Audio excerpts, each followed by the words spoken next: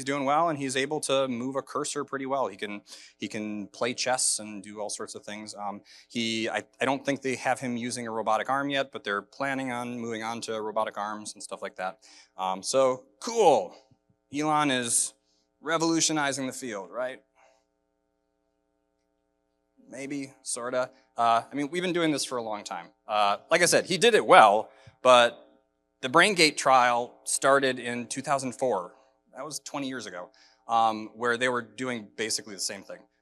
They put in these Utah arrays, they're microarrays. They have electrodes that are 0.4 millimeter spacing. Each of those dots is 100 electrodes, so that's 400 electrodes. And they would put them in the motor area, and they'd be able to decode. People have been able to decode speech, people have been able to decode movement. They have people running cursors on computers with their brains. People can run robot arms with them. There's a famous video in 2016, I think it was, if I remember my numbers correctly, where one of the BrainGate patients fist bumped Obama with his robotic arm. And then Obama was like, you gotta do it, you gotta like blow, like, you know, whatever, I don't know what that is, but it's like, and he's like, ah, okay. It's a cute video. Anyway, so we've been doing that for a while. Again, Elon did it really well. He's really good at streamlining the engineering and stuff like that, but the basic concept is the same. The first BrainGate trial was like 20 patients. I think they've done more than 20 in the second BrainGate trial already. If you've heard of the Stentrode, it's another really cool device. It's a stent, if you're familiar with stents that we put in, like, you know, carotid or your heart or all sorts of other blood vessels. It's that, so we do it all the time medically, but they just put some electrodes in there. So you put in the stent, and then, hey, you have some electrodes in there too, and then you put it next to the motor cortex, and you can run a BCI off of it. So, not to steal any of Elon's thunder, but I mean, we're already doing it in a lot of these people. This is another group that is doing something very similar also that, again, has been doing this for 10 years. It's a French group, the Université Grenoble Alpes. I don't know how to say that, I'm sorry, it's French. But the UGA over in France, they made this device. It's pretty cool. It's similar to Neuralink's device in a lot of different ways. It's, again, this kind of puck device where everything is hermetically sealed in this puck. They actually put the electrodes fixed on the bottom of the puck. So all you need to do is you just drill out a piece of skull, and you take this puck and you shove it down, and that's basically it. And then you screw it in place. The antenna kind of comes off the side under the skin. And they implanted 3 people when this is in 2021. They had 3 people implanted. One of them ended up failing, but they have 2 people that have long-term implantations. At least, I mean, it was a couple of years. I think it was like a year and a half or something when they published this. So it's been several years now, and they're doing this with it. They have this patient. They put 2 of these grids on, one on each side, right over the motor strips, and then they also put in a spinal cord stimulator. So it's kind of, if you're familiar with, like, it's kind of like an epidural. We put them in for pain for different applications, but it's these wires that can go up right on your spinal cord.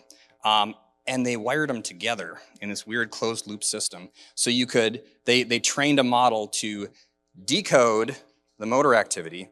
And then this is a patient who had some movement of his legs, but like not much, and it wasn't coordinated, so he couldn't walk. And they created this closed loop model that would detect when he was trying to make a movement and figure out what it is, and then activate the correct muscle like through the spinal cord, and got him to walk, which I think is cool, right? Super cool, right? It's amazing. Okay, yeah, okay. Very cool. See, I even made a slide that says So, I think this is awesome. I remember being in college and people talking about potentially doing this, and this is like the stuff that got me interested in doing neuroscience in the first place, and this is why I wanted to do it, to do this cool stuff. But there's a big problem with everything I've said so far. I haven't talked about language. None of these things, nothing that I have presented right now will work in a person with aphasia. Even you might say, oh, well, Eddie Chang, he just decoded language from that person. Like, no, remember, he was reading the person's lips. That person was someone who has Lou Gehrig's disease, ALS. So his face is paralyzed. So he can't move his lips. That's why all he can do is make grunting noises. But that's not what people with aphasia have. People with aphasia lost words. They can move their lips, but they don't have the language. So how do we decode language? That's a harder problem. The motor system is, that's complicated, but it's surprisingly easy. It's, like I said, neurons are just wires. It's just like one wire that, you stimulate here, your muscle goes off. It's pretty simple. So to figure out how to decode language, we're gonna have to dig deeper into the brain. So now we're gonna get even further from anything you guys care about. Just for a quick second. So one of the cool things, this is kind of why I'm here, we're here, why we get involved in these interesting things is at the Medical College of Wisconsin here, our lab has kind of a unique expertise in language. So the Jeff Binder, the guy I got my PhD from, is super smart and knows a lot about language and has kind of built this group of us to do all these language studies. This is his model of language. So the brain, right? I don't know what kind of, it's the left side of the brain. Temporal lobe, it's where a lot of the language function is. All this red stuff is this kind of distributed network where we store word meaning. And when you'd want to say something, what happens in your brain is you get the idea of like, I want to say apple. And so apple starts forming in your conceptual network. And then that activates this blue area right there, kind of in the top back of your temporal lobe. That's the sort of internal word area. You kind of have a semi-dictionary-ish area that has all the word sounds. And so that word, internal word sound starts getting activated of like, okay, I want to say apple. But those aren't, the words in your head aren't the same as moving your lips. You have to actually move your lips in a way to make that sound. So that coordinates with the green area up here in your frontal lobe that puts everything together in a sequence of this is the exact movements of your lips and your tongue to actually produce that weird sound that I'm hearing in my head. And unfortunately, the circle here is the core of your MCA distribution, your middle cerebral artery, which is the most common artery to have a stroke in. So the most common area to have a stroke is right here, right on top of the two major produce words areas of your brain. In contrast, all this red stuff is very distributed. You rarely have strokes there, and even if you do have a stroke somewhere in there, it's really hard to, your brain works like a neural network. That's why we call neural networks. If you lesion one little part of this distributed network, it's gonna recover gracefully, as they say. So it's really hard to actually destroy the entire semantic network, but it's very unfortunately easy to hit this language area. And then what happens when you do that is you get the syndrome of that person that I showed in the beginning. Okay, so if we're gonna create a language neuroprosthetic, we can't decode from the areas that are destroyed, right? That doesn't make sense. So we have to find some way of getting around that. These red areas seem like pretty good areas, right? Maybe we could just decode straight from them. So, what do we know about the semantic system, our conceptual knowledge? As in a lot of areas of neuroscience, where we get a lot of our knowledge, especially early on, came from lesion studies. People have some weird random damage to their brain and then have some weird syndrome. And we're like, hey, some old white guy noticed it and now we call it so-and-so syndrome. Which is funny because this actually wasn't a white guy. The person who noticed this was Elizabeth Warrington. She was a awesome scientist, University College London, UCL, one of the London places. And this is the patients that she was seeing. you probably can't read a CT, I'm sorry, but just trust me. This is that black spot right there and right there. Those are the temporal lobes. Those are the areas that I'm talking about, and they're black because they're not there.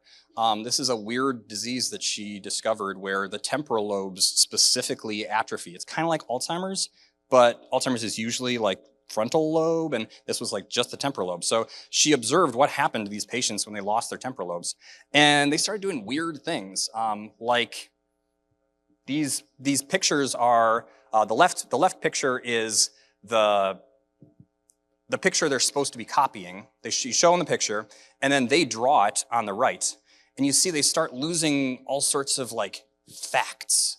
Like they can draw a duck, but they draw a duck with 4 legs.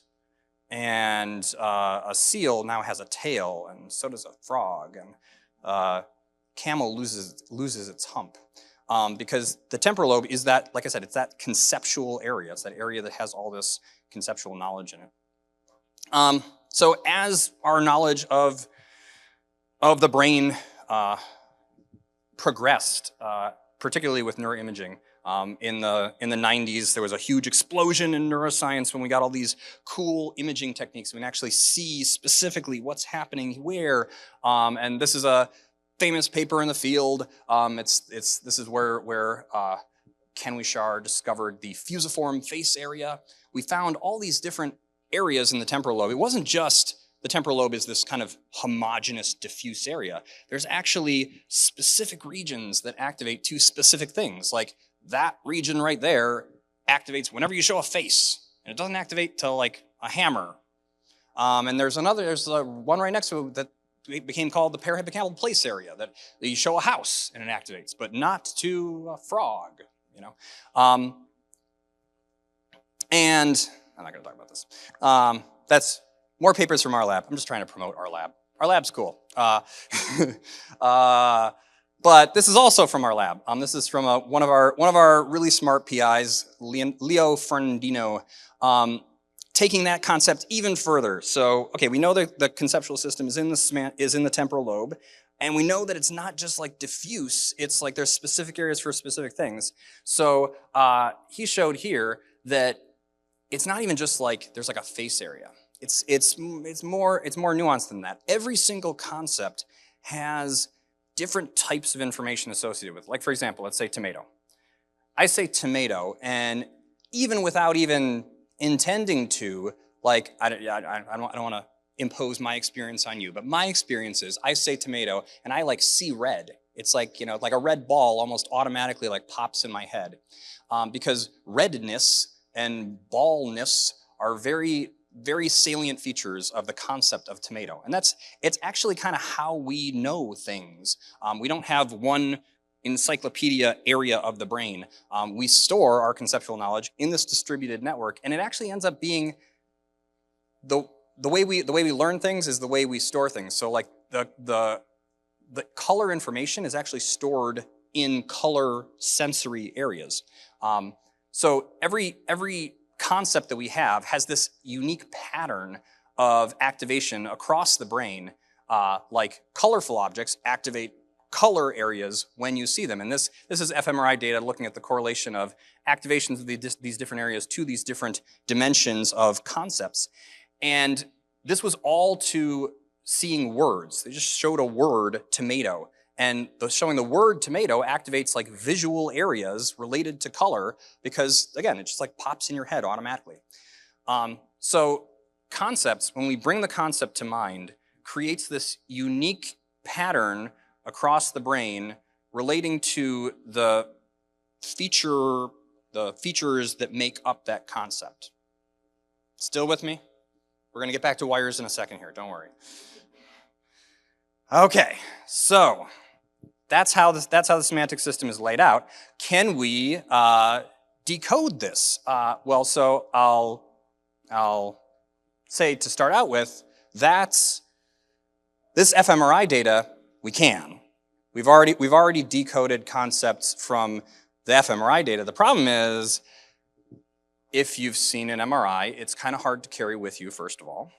And the signals really suck. So when we decode with this, it's like we average over a really long period of time. Like if you sat in an MRI and were thinking of tomato for 20 minutes, I could definitely tell you you're thinking of a tomato. But that doesn't really translate to a language BCI, right? So can we do this in a practical way for BCI? So one of the ways that I kind of describe, I've kind of already sort of described it, but one of the ways that I describe the way this device works, I love war games, is 20 questions. I can read your mind just by asking you 20 questions, right? And how do I do that? Because there's only so many words out there, right? There's only so many concepts out there. And if you can divide the space by 2, if you're really good at 20 questions, and you can pick a question that divides the space by 2 frequently enough, 2 to the whatever power is way more than any, 2 to the 20 is like a million. There's a lot less than a million words that I know. So we can figure out what you're thinking if we can find an area that only activates to animals, but not to tools. Well, hey, okay, there's my first question. Is it an animal or is it a tool? Well, I can look at the activation in this area, and then if I have enough of those areas, I can figure out what you're thinking, right? Not saying we know everything about the brain and we can decode the whole thing. If I was trying to sell you something, I would definitely say that. But unfortunately, I'm a scientist, so I have to say, yeah, our stuff is, only so good. But I think it could be good enough to come up with something that'll work for somebody. So you could think about, in the mathematical sense of kind of what I was just saying, you could think about this vector of features of different concepts as a point in a high-dimensional space. So if we can map out if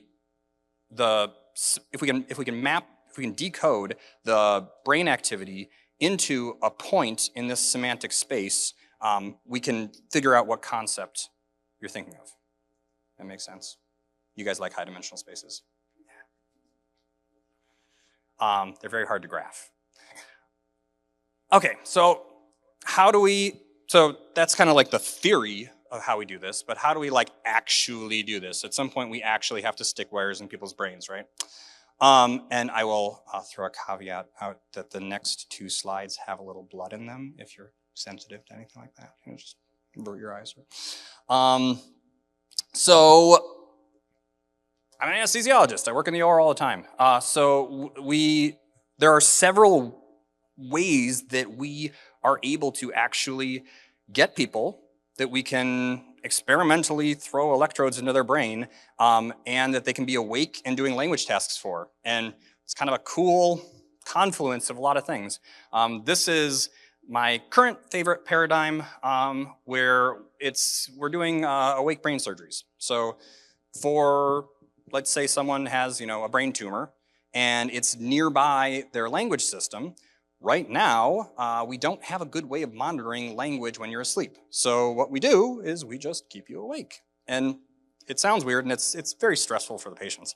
But actually, it depends on how, I have personally found, I feel like it depends on how geeky the patient is. The geekier they are, the more they're into it. They're like, oh, this is so cool. So you can't, you numb the skin. The brain can't feel itself. So once we're in there, it's all good. So this is us doing a awake brain surgery. That's the neurosurgeon. That's me doing this language task. The patient is right there. We strategically put their face right behind my arm, so I can show this in public. And these are the grids I was using in here. These are little disc electrodes. They're slightly less than a millimeter, I think, in width. And they're 4 millimeter spacing. It's 4 by 16, so that's 64 channels there. In this study, we were putting 3 of these in at a time. We put them in during the surgery. The brain's already exposed, and sliding them in doesn't increase the risk that much. And we take them out and throw them out in the end. So we're not leaving anything implanted in somebody. Just while their brain's awake, while their brain's open, and while they're awake and talking to us, we can do these kind of experiments real quick and test out these algorithms. This is the bloody slide. So this is him putting in the grid. So you see, the brain is right there, and this is all just scalp and sponges and stuff. And he's just kind of sliding. This is the temporal lobe, so he's putting one kind of there, one there, and we use there's this like intraoperative neuronavigation. I may be having a stroke. A intraoperative neuronavigation system that we use to like localize where the points on the brain are on the MRIs. We know we're actually putting it where we want to be putting it and stuff. Okay, so this is what the data looks like. That up there is the raw signal.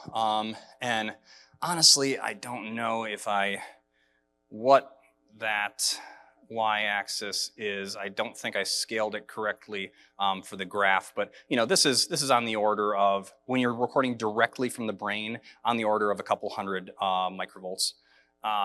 That's the raw signal. It looks like EEG, which is like lots of weird squiggly lines, right? The way EEG works, the way the brain works, is there's a lot of low frequency power, which is kind of weird. Think of low frequency power. That means there's a lot of neurons that are all firing simultaneously at like low frequencies, like 10 hertz. Like what's information, like 10 hertz is really slow at the speed of your brain, right? So like what information is happening at that kind of low frequency? So that information is how the brain tracks things like states, like certain areas of the brain that are being inhibited or activated, or connectivity between regions. It's kind of like the meta information of the brain. That's not really what we're interested in. We're interested in what is this area of the brain doing right now, which is all the high frequency activity, which is kind of it's not the synchronized activity, it's just the. So what most people are doing nowadays is just taking the broadband high frequency data. So this is 70 hertz high pass. So it's all just the super high frequency data. And this is one of the reasons why you can't really do this at home, because if you tape an electrode to your scalp, you're not going to see this. This gets filtered out by the skin and the scalp and the bone and stuff like that. That's why we need intracranial electrodes. And then we rectify the signal with the Hilbert transform to get the instantaneous power. This is a single trial. We show a picture there, and you see awesome activation. The data quality coming from things like fMRI, the data quality with ECOG is amazing. We call this ECOG. And showing like with more averages, you can get really, really clean looking signals. So it's cool data. So this is some of our early studies looking at putting these electrodes in and showing people different images and sounds and asking them to do things. So if we show someone an image, we get a big activation very early in visual areas. If we show someone a sound, we get big activation really early in sound areas. That's not breathtaking. This is the cool stuff. So in these areas that we're kind of interested in, this kind of middle semantic regions that we think are the areas that we can decode from, these three lines here are showing people the same images. But one time we say, okay, what is the color of this image usually? They're black and white images. Is this usually brown, or is this usually? And another time we say, is this usually a loud thing or a soft thing? And depending on what they're thinking of, that modulates the activity. And this area, for example, like these areas here, only activates when we ask someone, what is the color of this thing? And it doesn't matter if it's an image or a sound or whatever. Like the sounds are like hearing a lion roar. We like play the sound of a lion roaring, and we're like, is this brown? And that activates the visual system, because you have to imagine a lion. So same thing. These regions are sound sensitive, not to playing sounds. If we play sounds but ask you what the color of the thing is, it doesn't activate. It's only when you think conceptually of the sound. So we found these areas that, again, are modulating to conceptual knowledge stored in these areas based on the underlying kind of properties of the concept. So if we can find enough of these areas, and they divide up the semantic space enough, we should be able to decode the semantic space okay, right? Let's try it. So this is data from 2 patients. We've done this on 5 patients now with the SEEG and the ECOG and the 7? 5? 5. 5 patients is the number we're going with. So this task right here is, so we're training neural networks to do all our hard lifting, right?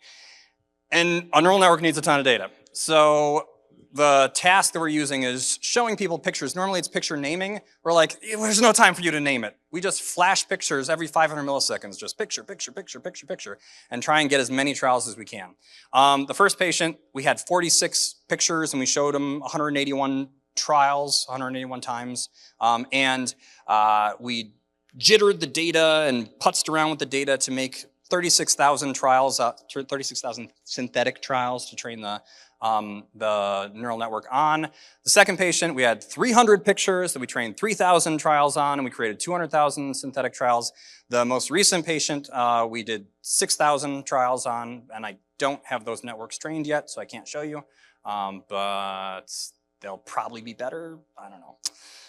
The networks we're using right now are fully convolutional, deepish networks. They're 5 layers with residual connections. Even 5 is probably too deep for the amount of data that we have right now, but I'm trying to get more data when I can. Batch norm, dropout, etc. The model itself has 145,000 parameters. So not several billion, alas. And these are the data from those 2 people. So these are where where some of the electrodes ended up that were important to the model. The green ones were really the high, you don't care about any of this. The important part is we put electrodes in the brains of these people, and this is the rank accuracy of the model, which was around 60–65%. To explain rank accuracy, if you're not familiar with that, this model is not good enough to say what you're thinking yet. So if I said, how often does it get the correct answer, that would be 0. But what it does is, again, we're mapping to a semantic space. So if I say this is the correct point, how close to correct did you get in the semantic space? So in this metric, 100% would mean you guessed the point. 0% would mean you guessed the exact opposite point, which is not random, right? Random is 50%. So it's getting closer than you would expect to the correct point. It turns out it's not the same thing, but it's a very similar thing, is if you would present 2 items, the correct item and another random item, it would guess correctly 2/3 of the time. So it's still getting a lot wrong, but it's learning something. So what is the takeaway from this? We're definitely not there yet. The motor BCIs are doing fabulous. I mean, I think if any of you get offered a motor BCI, take it. They're cool. This is not working yet, but I think the theory's there that maybe we could, and we're showing enough real responses that I think it might work soon. We got to keep collecting data. What I really want to do is collect enough data to justify implanting one of these chronically, because then we can get a lot of data. And then I think it will work, but we'll see. So what's the final plan? So we put in these electrodes into people's brains, and in the final version, it'll be fully implanted. We'll leave them in there. And then we record the signals, hopefully wirelessly streaming it. I don't want to worry about weird posts and infectious risk. And then we build these models that decode the brain data into a point in semantic space. And then we figure out, okay, what is it that they're thinking? They're probably not thinking of one thing also, they're probably thinking of multiple things. So then we come up with these like dictionaries of like, okay, bird looks like this, and we kind of, it's like, okay, what points is it, or is it like an overlap of 2 vectors? And we figure out what they're thinking of in semantic space. And that is, in this made-up example, okay, so you're thinking of orange, self, towards, hand. Which is, I mean, if you don't have a language system, you're not going to produce a sentence, right? You're just going to be producing concepts in a random order. So that also isn't very helpful. I probably should have thought of that before I started this talk. So how do we fix that problem? Well, the idea that we have is that we're going to take, this is only one piece of the pie. We're going to take, piece of the pie, is that the right use? I don't think it is. We're going to take the output of this, the kind of semantic content of what's going on in the person's head, and we're going to interface it with a large language model. And the large language model will take, with the person's consent, the recording of their output, and possibly like the person talking to them, for example, like you ask them a question, you could have you could have whisper, listening, decoding, and then we interface the semantic layer to the large language model to bias its choices in the direction of the concepts that the person's thinking about right now. And then we have it display a bunch of different options, like, can you please pass me the orange? Do you want this orange? I brought an orange as a snack. I made these up. I asked ChatGPT to make me ones based on this stuff, and it was terrible. So we still have to work on that too. And then it shows up on their handheld device, and they have they have a number 1 to 5, and they can with whatever their good hand is, they can hit the button for when they want to say things. The other nice thing about having the option of hitting the button to say something is you generally don't want a device in your brain that says everything you're thinking. So it's a control mechanism is always good to have on there. And then it can also learn based on this. We can have a reinforcement learning paradigm that gets to know you and gets to know when you say certain things, and when you say at a certain time of day in a certain location, like every morning in the kitchen. So even though this is sparse information we're decoding, I think it might be enough to get us there maybe. And again, these are people who potentially can't talk at all. So to get something close, I think would be amazing. And so the future ideas, okay, we create this implanted device that wirelessly communicates. It's on your phone. You can just walk around and you can interface with the world, and it's beautiful. Yay. If you're the government, give me money. So in conclusion, BCIs are really actually becoming practical way faster than you might expect. Elon is making it famous, but people have been working on this for a very long time, and it's actually legit, at least on the motor side. The more complicated cognitive stuff, I think we can figure out. It's going to take time, but we're learning so much, and the more we learn, the faster we learn, and the whole thing's going to explode. And once we start getting interfaces to these higher cognitive functions, it's going to get weird. There's so many potentials. I tried to explain how our semantic system, our conceptual network is designed in this kind of distributed network, and that we have shown that we can actually decode it using these invasive recordings, which opens up the possibility of being able to actually create these devices, hopefully. I am happy to answer questions. Again, that is my website, which is there. And if you want to know more about the lab or the other people that work in the lab, or how you can contribute to our efforts, please stop by our table over in the Biohacking Village and talk to Sydney. She's awesome. Thank you.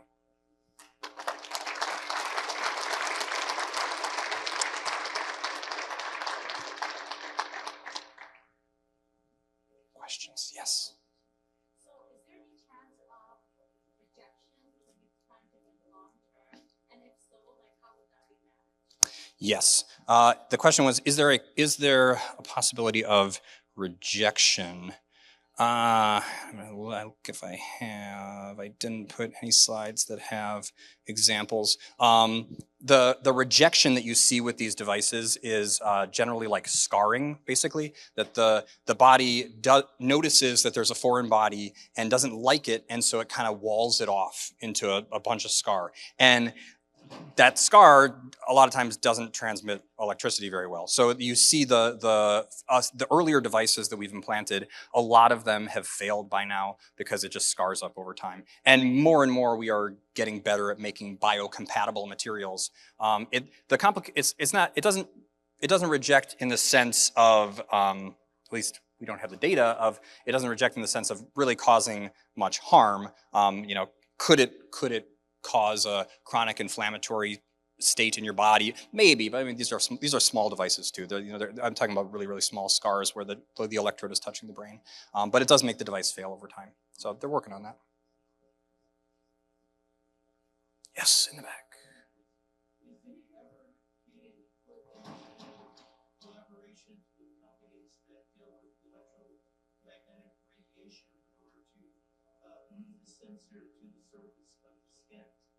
Because if you could get away from attaching the sensor to the brain directly, you could get enough data to run the LLM and immediately get results. You're saying to non-invasively, without cutting into the skin, read the electrical currents? Yeah, that's the bottom.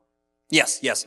So we do it electrically by surface EEG, which that's what it is. The signal just isn't good enough. By the time it gets to us, it's filtered out. We can avoid a lot of that filtering by not going through electrical conduction, but by measuring magnetic fields. And we also do that. We are actually one of the few places in the country, I don't know how many there are, there's like 6 in the country or something, that has magnetoencephalography. It's a giant, it's not a magnet, it's a squid. It's a giant squid array that detects microscopic magnetic field variation. And so we can do sort of that. It's a lot better than surface EEG because a lot of that volume conduction blurring goes away. But it's still not as high quality, mostly because the signals are so small. It's very hard to detect those signals. Good question, though. I would love to be able to do it. All right. Well, feel free to reach out. Feel free to stop by the table. Thank you again.